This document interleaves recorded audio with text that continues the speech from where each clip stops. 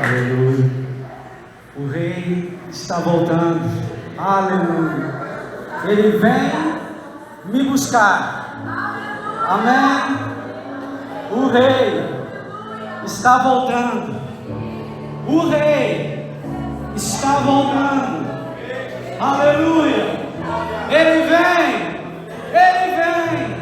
Ele vem me buscar. Oh, glória. Mais uma vez. O Rei está voltando. O Rei está voltando.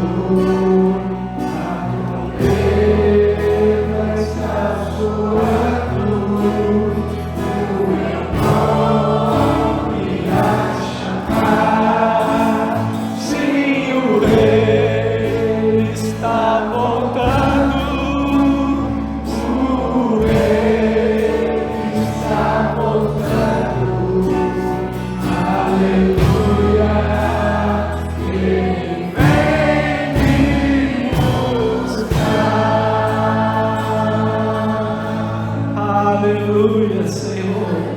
Nossa alma, o nosso espírito, ele deseja, Senhor, o dia que o Senhor vir nos buscar. Oh Senhor, como nós desejamos, como nós esperamos esse dia.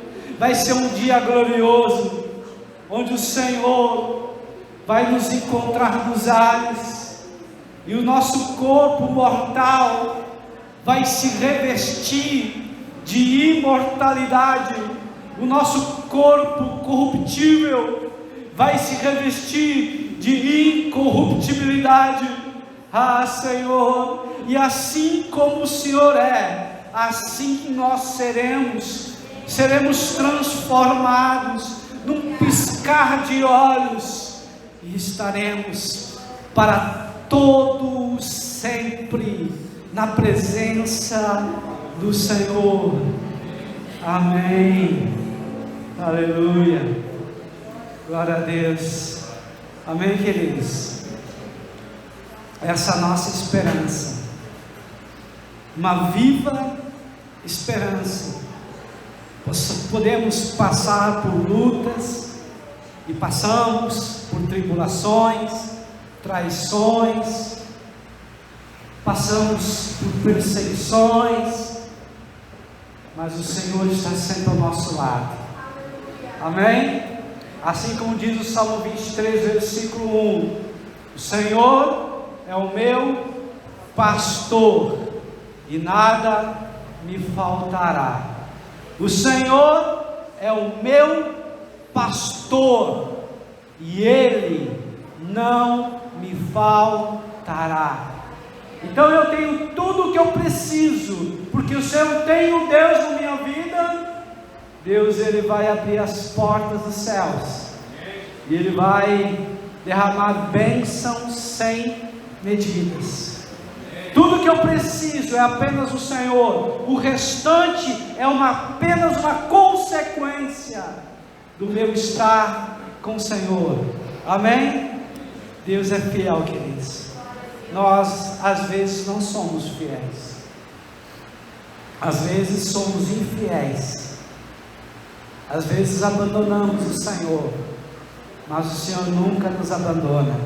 Ele está sempre como aquele pai, o filho pródigo, sempre esperando o filho no portão, e de braços abertos, correndo ao encontro do filho que estava perdido. Esse é o nosso Deus. Amém? Vamos abrir a palavra de Deus no livro de Mateus. Mateus capítulo 10.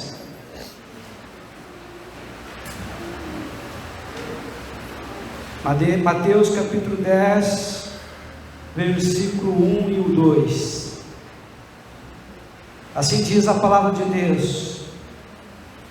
Jesus reuniu os seus 12 discípulos e lhes deu autoridade para expulsar espíritos imundos e curar todo tipo de enfermidade e doença. Estes são os nomes dos 12 apóstolos. Até aqui. Deus amado e Deus bendito, nós te louvamos e te bendizemos. Queremos que o Senhor fale conosco, ó Pai, nessa oportunidade, porque a nossa alma e nosso espírito, nosso corpo tem sede e fome do Deus vivo. Precisamos e carecemos de Ti. Ajuda-nos, Senhor, em nossas fraquezas, e completa a obra que um dia o Senhor já começou, e nos capacita, Senhor, para Te servir com excelência, em o nome de Jesus. Amém e amém. Pode sentar, queridos.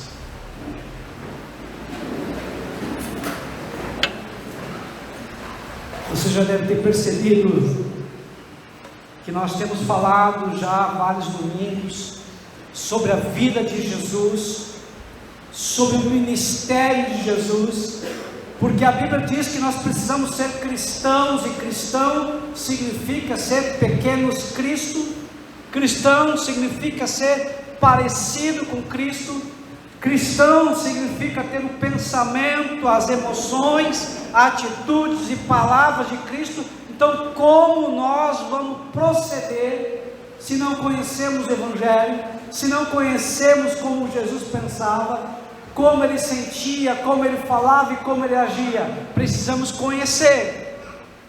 Geralmente os filhos, quando eles estão no lar, eles acabam imitando os seus pais. O pequeno, por exemplo, imita o pai, porque vê o pai fazendo a barba, ele quer fazer a barba. A menina quer imitar a mãe, colocando o seu calçado, às vezes cai, o batom. Isso é normal, porque eles estão aprendendo com seus pais esse procedimento. Então, queridos, o aprendizado, ele é feito através da intimidade, do relacionamento, da convivência, de conhecer aquela pessoa, e aquela pessoa se torna um espelho, uma referência, um exemplo a ser seguido. Os discípulos já estavam há algum tempo junto com Jesus, eles viram Jesus curando, libertando pessoas endemoniadas, eles viram Jesus limpando e purificando as pessoas com lepra, viram Jesus ressuscitando mortos, viram Jesus dizendo para os ventos parar e para o mar sossegar, viram Jesus andando sobre as águas, eles viram Jesus realizando grandes prodígios, sinais, maravilhas. Jesus agora já era muito conhecido, Jesus agora era uma pessoa difícil de chegar perto, e as pessoas comprimiam Jesus para tocar em Jesus, porque muitos, quando tocavam em Jesus, eram curados. Muitos tinham sede e fome de ouvir aquele mestre da Galileia, que trazia uma palavra de esperança, que falava ao coração coisas que os outros mestres não falavam, palavras que penetravam no coração e mexia a estrutura do ser humano. Então aquelas pessoas queriam ver Jesus, aquelas pessoas tinham sede de estar perto de Jesus, aquelas pessoas queriam beber da água, das palavras, da presença de Jesus. Jesus agora, ele olha para as multidões, e o que ele vê? Muitas pessoas doentes, mas não doentes apenas no físico, doentes da alma, doentes do espírito, pessoas que eram como ovelhas que não tinham pastor, e a ovelha que não tem pastor é um animal indefeso, vulnerável, é um animal que fica realmente refém dos predadores. Jesus via essa multidão de pessoas deprimidas, confusas, duvidosas, preocupadas, estressadas, ansiosas, iradas, e olhava a todas com grande compaixão. Amém? Vocês estão me ouvindo bem? Eu estou com um pouco retorno aqui. Amém. Então, queridos, Jesus via essas pessoas nesse estado, e aí Jesus diz para os discípulos: olha, a lavoura está pronta, está preparada, orem para que o Senhor, o dono da lavoura, o Deus Todo-Poderoso, mande mais trabalhadores. Estão entendendo? É como se o Senhor visse hoje pessoas perturbadas, pessoas aflitas, pessoas que pensam em se matar, pessoas com lares destruídos, pessoas que não sabem o que vão fazer, pessoas indecisas, precisando de uma direção, de um foco. E Jesus, ele entra como se tivesse um olhar de raio-x penetrante e vê a alma daquela pessoa, o sofrimento daquela pessoa, a dor daquela pessoa. E aí Jesus diz: rogai, ou seja, orai. Então, uma das coisas que o crente hoje precisa fazer é orar, é interceder por essas pessoas. Sabe, queridos, às vezes nós não entendemos, mas o Espírito Santo de Deus, ele nos agita para orar por alguém, e nós não entendemos na hora por que aquela pessoa vem na nossa mente, mas é o Espírito Santo mandando nós orarmos, mandando nós batalharmos em oração, em guerra, em batalha espiritual, para que aquela pessoa de repente esteja sofrendo um ataque do diabo, o Deus Todo-Poderoso possa mandar uns anjos para acalmar, para trazer alívio. Eu não sei se acontece com vocês, mas às vezes eu estou bem tranquilo na minha casa, ou no meu carro, ou fazendo alguma coisa, e daqui um pouco, num estalo, o ambiente espiritual muda, meus pensamentos mudam, a presença de Deus é muito forte, e o Senhor traz palavras de revelação, e mostra cenas, mostra pessoas, mostra perigos, e nós precisamos ter essa sensibilidade de ouvir a voz de Deus e atender ao chamado de Deus. Pastor, isso acontece porque o Senhor é pastor. Não! Isso acontece para todos aqueles que são chamados por Deus. Se você é chamado por Deus e tem uma missão e é cristão, Deus quer usar você para esse ministério de intercessão, esse ministério de guerra e batalha espiritual, esse ministério para ajudar aquelas pessoas que estão fracas e precisando de apoio, precisando de ajuda. É para todos nós. Mas Jesus vai mais longe. Agora no capítulo 10, ele diz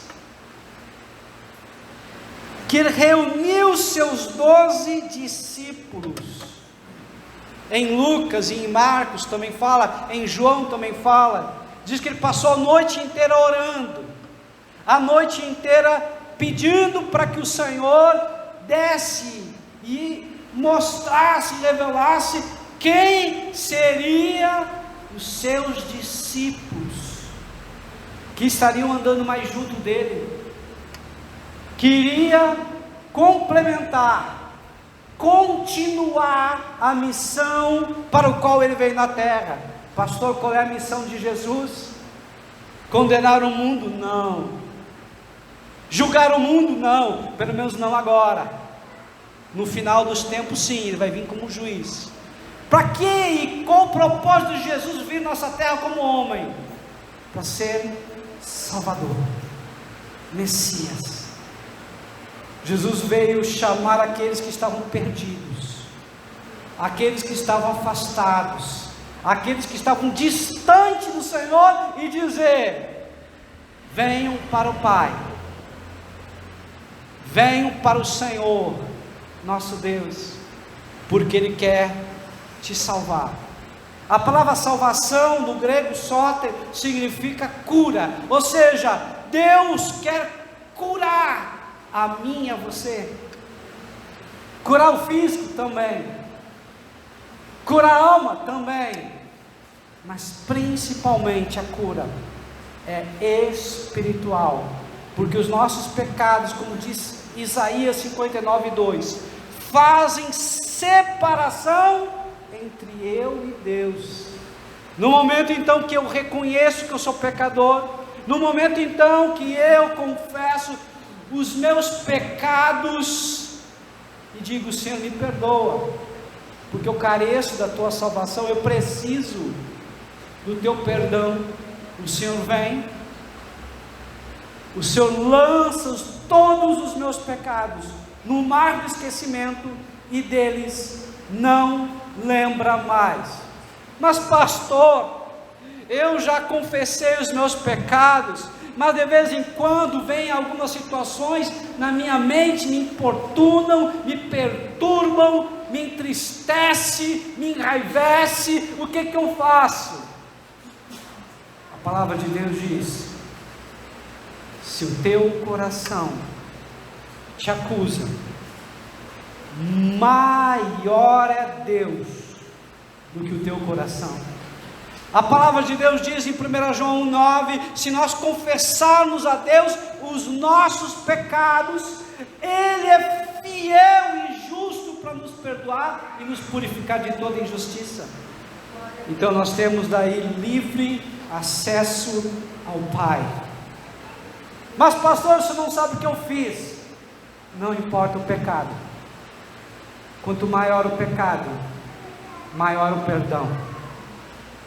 Quanto maior a transgressão, maior é a graça de Deus que age no pecador.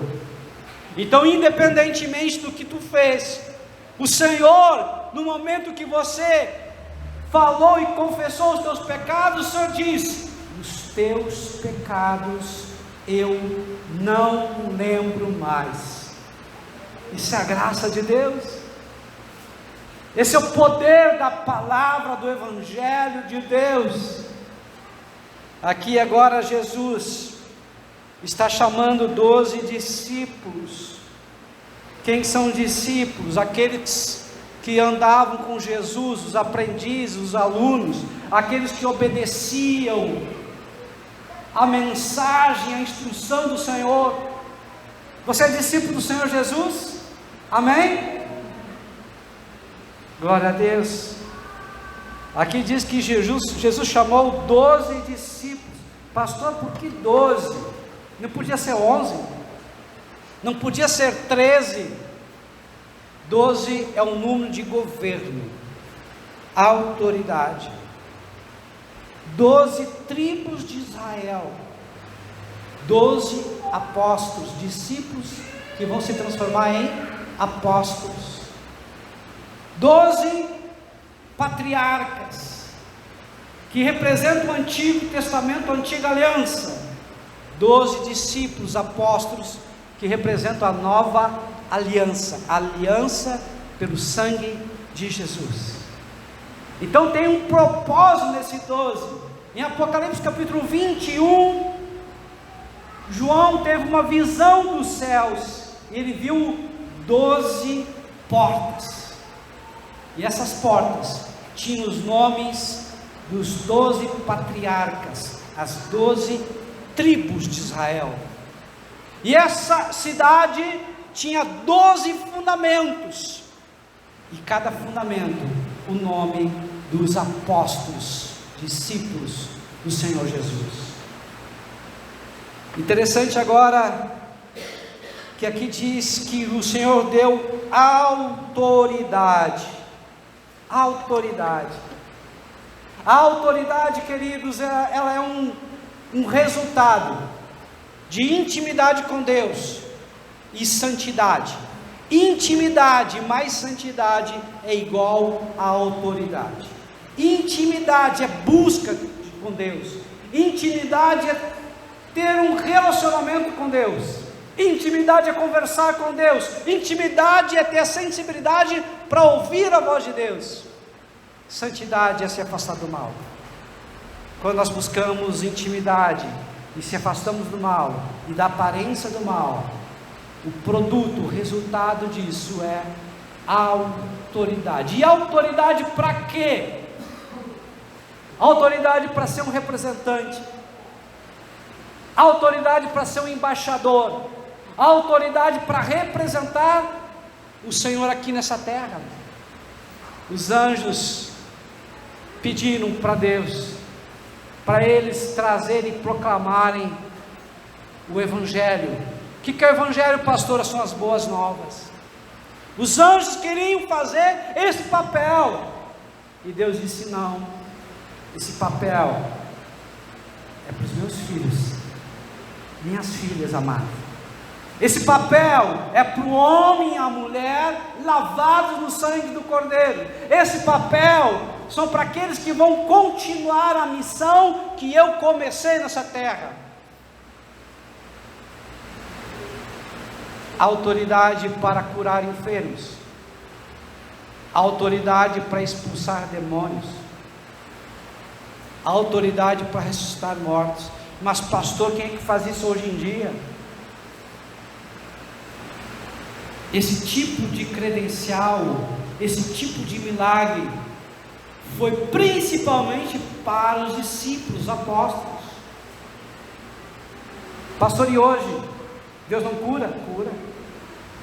Hebreus 13:8 diz: Jesus é o mesmo ontem, hoje e será eternamente. Ou seja, Deus não mudou, não há sombra de variação. O Deus que curava no passado, Ele cura no presente.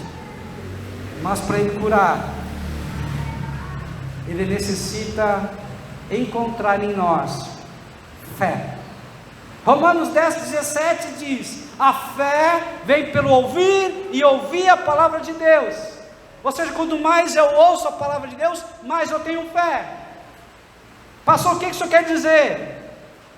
Se você decidir que o teu dia vai ser um dia dedicado ao Senhor, a ouvir louvores, pregações, a leitura e meditação da palavra de Deus, como diz o Salmo 1, aquele que medita na palavra de Deus de dia e de noite, será como uma árvore plantada junto a ribeiros de água, cujas folhas não caem, e tudo o que ele fizer vai prosperar.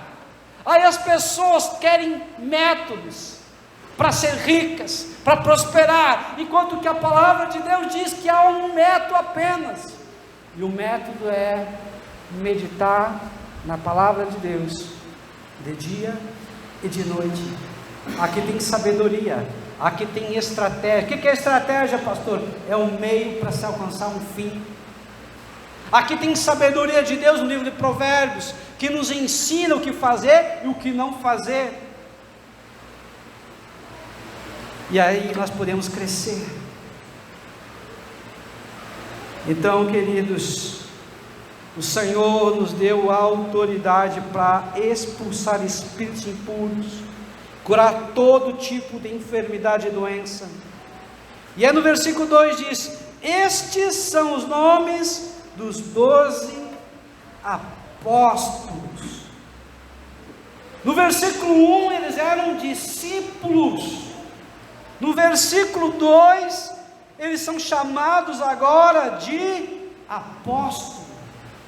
Discípulo é um aluno, é um aprendiz. Apóstolo é quem tem autoridade, que foi conferido poder. Apóstolo é aquele que tem uma missão e é enviado para cumprir uma missão específica.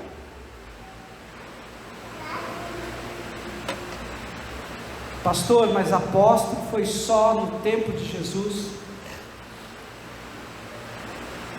Mas nós não temos uma missão? Por que o Senhor criou a igreja? A palavra igreja vem do grego eklesia, que significa chamados para fora. Significa nós olharmos as pessoas e termos também compaixão. É você ver alguém que está com o casamento destruído e começar a orar e dobrar o joelho por esse casamento para Deus restaurar. É você ver alguém envolvido com droga, na dependência química e não consegue se livrar, e você começa a jejuar e começa a batalhar para que Deus restaure essa vida. É você ver alguém que tem uma família desestruturada, os filhos rebeldes, e você vai lá tomar um chimarrão e vai testemunhar que Deus tem poder para fazer muito mais do que nós pedimos ou pensamos. A missão é você ir na casa de uma pessoa e se oferecer para cortar uma grama, se oferecer para lavar uma louça, é para você estar junto, para você servir alguém. E depois que você serve, depois que você ajuda, depois que você apoia essa pessoa, as portas se abrem. Estão entendendo? Não é querer empurrar Jesus Cristo goela abaixo, é ser amigo, amiga, é se importar verdadeiramente com a dor daquela pessoa, é olhar nos olhos, é emprestar o seu ouvido para ouvir aquilo que a pessoa realmente está dizendo, é olhar a dor dela e sentir a dor, mas não deixar que a dor te tire a lucidez e o raciocínio para você ajudar essa pessoa. Isso é amar. 1 Coríntios 13:6 diz que o amor tudo sofre, tudo crê, tudo espera, tudo suporta.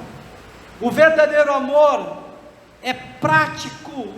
O verdadeiro amor, ele vai ao encontro da pessoa para lhe ajudar, lhe apoiar, servir. Esse amor está em processo de extinção hoje em dia, porque as pessoas só pensam em si, as pessoas só olham para o seu umbigo e para os seus problemas e para os seus dilemas. As pessoas não se importam muito mais com as outras.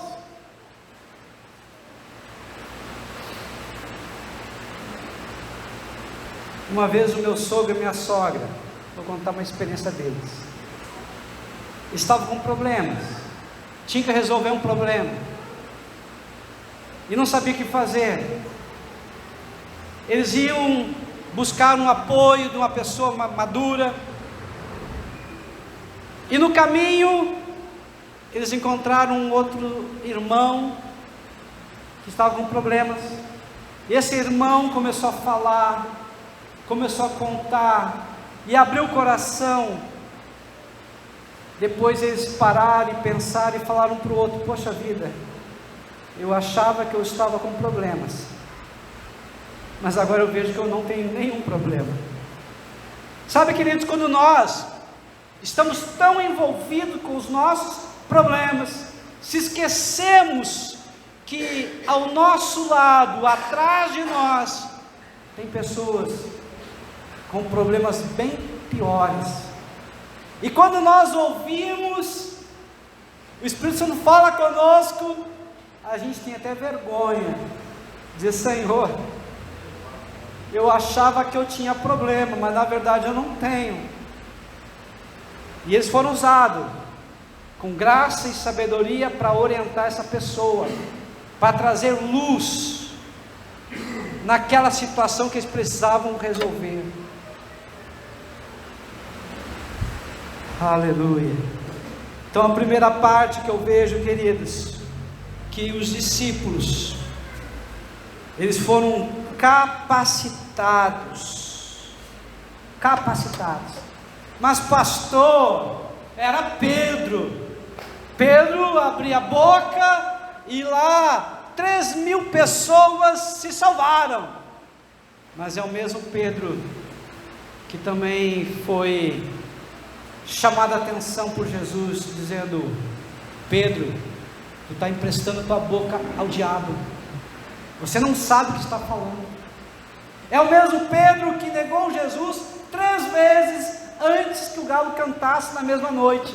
É o mesmo Pedro que fugiu de medo. Tá, pastor, muito bem, mas tinha João, juntamente com Tiago, seu irmão, certa vez disseram para o mestre: mestre, quer que nós agora oramos e peçamos que caia fogo dos céus e mate todos esses samaritanos nessa cidade? E Jesus chamou eles de filhos do trovão, por causa da ira. Depois, com o tempo, depois de convertido realmente, João chamava as pessoas de filhinhos. Olha como Deus mudou o pensamento e a estrutura de João. Ah, pastor, mas Deus usa quem Ele quer, como Ele quer e na hora que Ele quer. Deus chamou pescadores, pessoas iletradas, pessoas, quem sabe, talvez até analfabetas. E essas pessoas mudaram o mundo. E essas pessoas, que ninguém muitas vezes dava bola, valor, fizeram uma revolução na nossa humanidade. Amém? Estão entendendo, queridos? Porque talvez você pense: mas eu, quem sou eu? Você é um escolhido de Deus. Você é uma escolhida de Deus. Mas pastor, as pessoas não me dão valor. A Bíblia diz que o homem vê o exterior, mas Deus vê o coração. E quem Deus chama, Ele prepara, Ele capacita e Ele envia. Nós não sabemos, queridos, mas quem sabe aqui vai sair pastores, missionários, evangelistas. Só Deus sabe. Uma coisa eu sei: não negligencie e nem subestime ninguém, porque Deus não vê como o homem vê. Mas pastor, Deus só usa aquele que é chamado para a obra. Não, Deus usa todos. Deus quer usar você. Aqui o Senhor chamou para que os discípulos, agora apóstolos, fossem para a casa perdida, as ovelhas perdidas de Israel. Pastor, para quem eu vou ser enviado?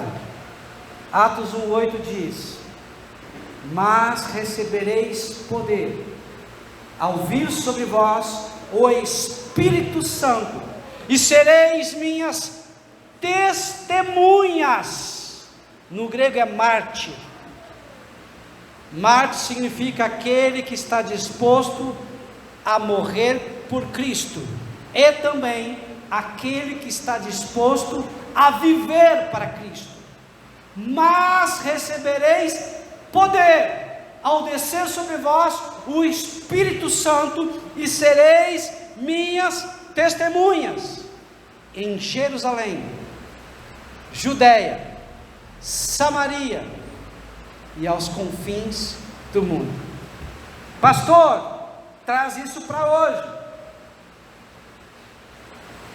Deus quer que a tua casa, a tua família, seja todos completamente salvos.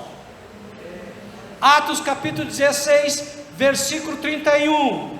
Crê no Senhor Jesus e será salvo tu e a tua casa. Deus deseja, Deus tem um plano que toda a tua casa, toda a tua família sejam plenamente salvos. A Bíblia diz que Deus não tem nenhum prazer na morte dos ímpios. Quem é ímpio, pastor? Aquele que não conhece a Deus, aquele que não segue ao Senhor. Mas Ele tem prazer naquele que segue o Senhor. Não basta apenas estar na igreja, queridos. Você precisa ser a igreja. Pastor, me explica melhor isso. Estar na igreja significa, às vezes, que você é simpatizante, que você gosta, que você se sente bem, que isso traz para você alívio, traz para você um sentimento de alegria. Ser igreja é saber que Cristo conta comigo. Ser igreja é eu ser usado como porta-voz, embaixador de Cristo. Ser igreja é quando alguém está triste, eu levo uma palavra de alegria. Quando alguém está perturbado, eu vou trazer uma palavra que vai trazer descanso e alívio e paz para aquela pessoa. Ser igreja, quando eu entro num lugar onde as coisas estão difíceis, escuras, eu sou luz. Estão entendendo? Ser igreja é fazer diferença onde quer que eu esteja. Isso é ser igreja. Ser igreja, o meu pensamento é o pensamento de Cristo. Ou seja, eu posso ter momentos de tristeza, mas esse momento de tristeza é apenas um momento, é apenas uma casa de passagem, não é o meu lar, não é onde eu moro, porque a palavra de Deus diz que o cristão é o ser, a pessoa mais feliz dessa terra. Então tudo que a Bíblia diz é para mim. Eu sou tudo que a Bíblia diz que eu sou. Eu tenho tudo que a Bíblia diz que eu tenho. Eu posso tudo que a Bíblia diz que eu posso. Eu tenho a mente de Cristo. Estão entendendo, queridos? Eu não me deixo ser influenciado pelas pessoas, mas eu influencio positivamente as pessoas. A minha visão é uma visão de fé, é uma visão positiva de futuro, porque o meu futuro é glorioso, porque o meu Deus é glorioso. O meu futuro é excelente, porque o meu Deus é tremendo. O meu futuro é de prosperidade e sucesso, porque o meu Deus é o Todo-Poderoso. Se Ele agir, quem impedirá? Quem pode impedir a ação do Deus vivo? Eu tenho que ser essa pessoa cheia de energia, cheio de autoridade, cheio de poder, pois o meu Deus, no qual eu creio, é poder. Estão entendendo, queridos? Não é olhar para a minha capacitação, não é olhar para os meus estudos, não, isso nada tem valor. O poder está em Deus, e eu me aposto dele. Continua aqui ainda. O Senhor agora diz para eles irem 2 a 2. Diz, pastor, aqui em Mateus não fala. Fala. Simão, chamado Pedro, e André, Tiago, filhos de Zebedeu e João. Esse E, ele fala de 2 em 2, 2 a 2. Mas pastor, para que nós temos que ir e fazer o trabalho em dupla? Eclesiastes 4, 9 a 12 diz: se um cair, o outro levanta. Ou seja, quando há dois juntos, um apoia o outro, um ajuda o outro, um intercede para o outro, um fortalece o outro, um suporta o outro. Pastor, o que significa suportar? Suportar é ser suporte, suportar é dar apoio, não é ter que aguentar o irmão, não é isso, é dar apoio. Continuamos aqui ainda, na segunda parte agora o Senhor delimita onde eles deveriam ir. Eles deveriam ir à casa perdida, às ovelhas perdidas de Israel. Ovelhas perdidas de Israel. Queridos, onde é que o Senhor tem colocado você? Pastor, eu já entendi que Jerusalém é minha casa. Ajudei onde que é? Quem sabe onde você trabalha, onde você estuda, os amigos que estão próximos de você. Samaria, quem sabe alguma coisa que vá além do que você tem imagina, e até o mundo inteiro, por que não? Deus está delimitando uma área de abrangência, uma área onde você vai poder influenciar. Estão entendendo, queridos? Estou tentando dizer para vocês. Deus muitas vezes coloca vocês diante de alguém, porque Ele tem um propósito, para que a tua boca profetize, para que você possa ser usado como uma testemunha e Deus ser glorificado. A palavra de Deus diz, 1 Coríntios 10, 31, quer comais, quer bebais, quer façais qualquer coisa que seja para a glória de Deus. Pastor, como é que eu posso fazer alguma coisa para a glória de Deus? Muito simples. Se você trabalha, faça o teu melhor, faça com excelência, pois a palavra de Deus diz que tudo o que nós fazemos, temos que fazer como se fosse para Deus. A palavra de Deus diz que nós não podemos fazer a obra do Senhor relaxadamente. Pastor, eu entendo, eu venho aqui na igreja, eu trabalho, eu estou fazendo a obra de Deus, é só isso? Não é só isso. Se você vai cortar uma grama, corta com excelência. Vai ilustrar um sapato, faça com excelência. Se você vai cortar um cabelo, faça com excelência. Se você vai fazer uma unha, faça com excelência. Estão entendendo, queridos? Tudo que você for fazer, seja para ti e principalmente para os outros, faça com excelência, faça com amor, faça bem feito.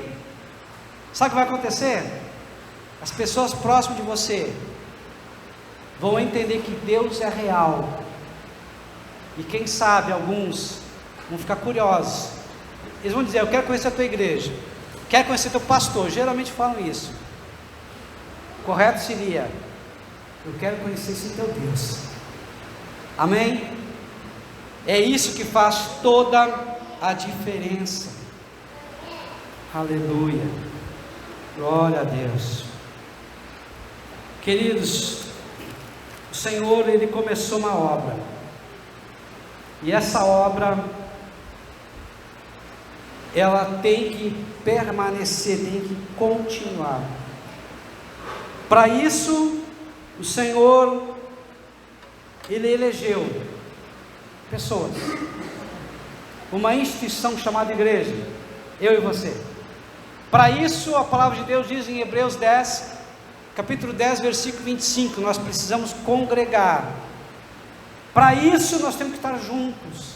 Para isso nós temos que trabalhar. Deus não chamou ninguém para ficar só de crente de banco. Mas pastor, o que eu posso fazer? Você pode começar um culto na tua casa de oração.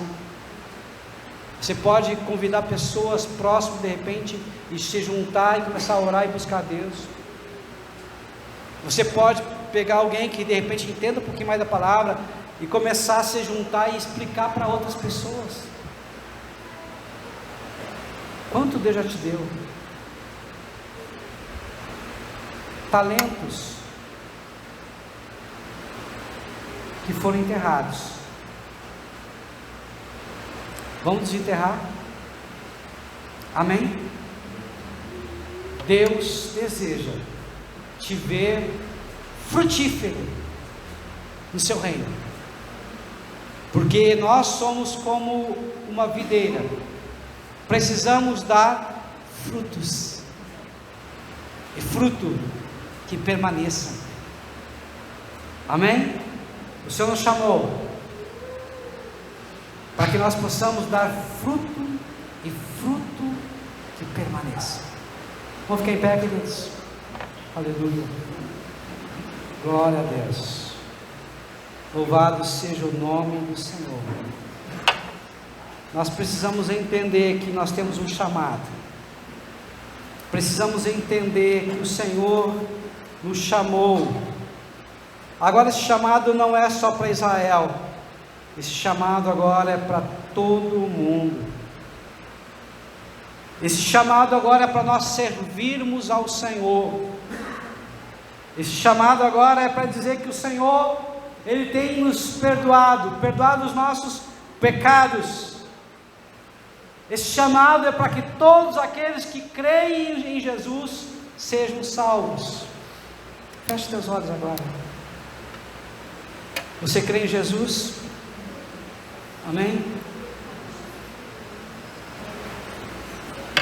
Talvez você lembre de alguém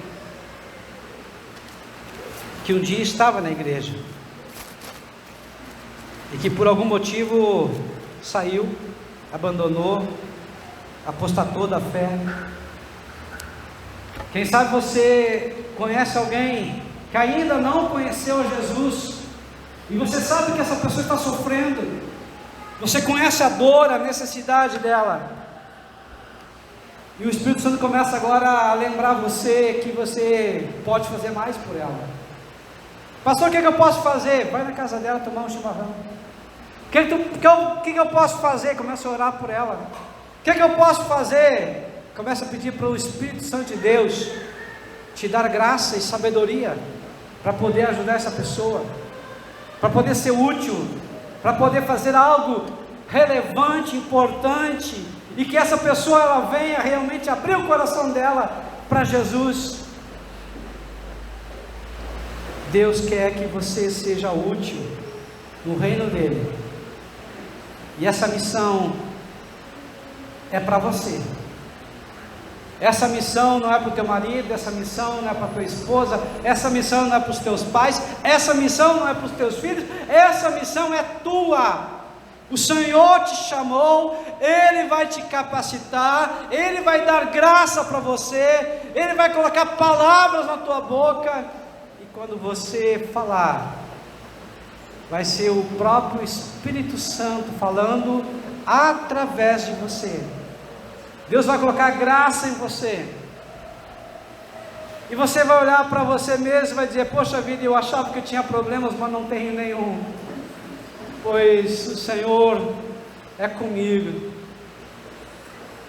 pois o Senhor tem me ajudado, e agora eu quero ajudar outras pessoas. E quando você começar a ajudar outras pessoas, você vai começar a ver a graça, o poder de Deus manifesto na tua vida, você vai começar a sentir alegria no teu coração, você vai começar a ver a ação de Deus sobre você, e você vai começar a transbordar de alegria, você vai louvar, você vai adorar, porque o Senhor é bom, e a sua bondade e a sua misericórdia, ela se renova cada dia.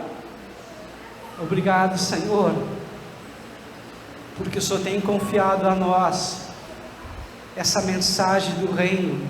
E essa mensagem do reino é uma mensagem prática de amor, é uma mensagem prática de ajudar, de servir ao próximo, é uma mensagem prática, Senhor amado, de ser usado para o Senhor, para a tua honra e para a tua glória.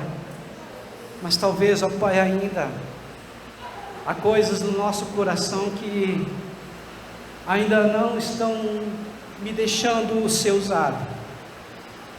Há lixo, há entulhos que tem que ser limpos. E agora, Senhor amado, pelo poder do teu nome, dá ordem, ó Deus amado, aos teus anjos agora, para estar batalhando nos ares, trazendo respostas, trazendo alívio, trazendo cura, trazendo libertação. Pelo poder do teu nome, opera agora, ó Pai, o teu sobrenatural. Vem limpando, Senhor, a nossa mente de entulhos, de lixo, de coisas, Senhor amado, do passado, que me impedem de prosperar, de me impedem de ir para frente. Que o Senhor seja glorificado agora, pelo poder do nome do Senhor Jesus. Amém e amém.